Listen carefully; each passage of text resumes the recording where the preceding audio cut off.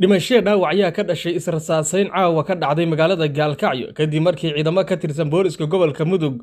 ay salaadii maqrib kadib weerar ku qaadeen goob beera oo ku taalla waqooyiga magaalada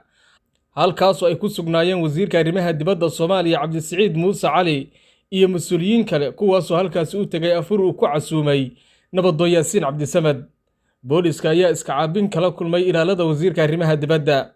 Nabadoon Yaasiin Cabdisamad oo horey u soo noqday duqa Gaalkacyo isla markaana dhaliilo hogaaminta madaxweynaha Puntland Siciid Cabdullaahi Daney ayaa waxa soo gaaray dhaawac culus. sidoo kale waxa isna halkaas ku dhaawacmay taliye ku-xigeenka qaybta booliska gobolka Mudug Cabdisiciid Xuseen Komaad oo hogaaminayay ciidamada howlgalkaasi qaaday, waxaana inta la xaqiijiyay ku dhintay hal askari. arrintan ayaa timid kadib markii maantay go'aan ka soo baxay shirka amniga gobolka Mudug lagu mamnuucay shirarka siyaasadda iyo banaanbaxyada aan dawladda ogolaanshaha laga haysan in lagu qabto magaalada Gaalkacyo.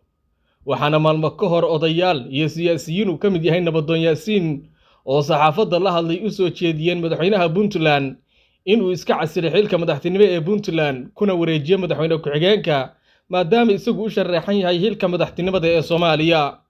gudoomiyaha gobolka Mudug ahna xildhibaan ka tirsan baarlamaanka Soomaaliya Cabdiladiif Muuse Nuur ayaa dhacdadaasi ku eedeeyay inuu ka dambeeyay wasiirka arrimaha dibadda Soomaaliya, wuxuuna yiri waxaan rabaa inaan u cadeeyo bulshada Soomaaliyeed ee shacabka Puntlandba falkii dhacay caawa mas'uuliyadeeda waxa iskale wasiirka arrimaha dibadda dawladda Soomaaliya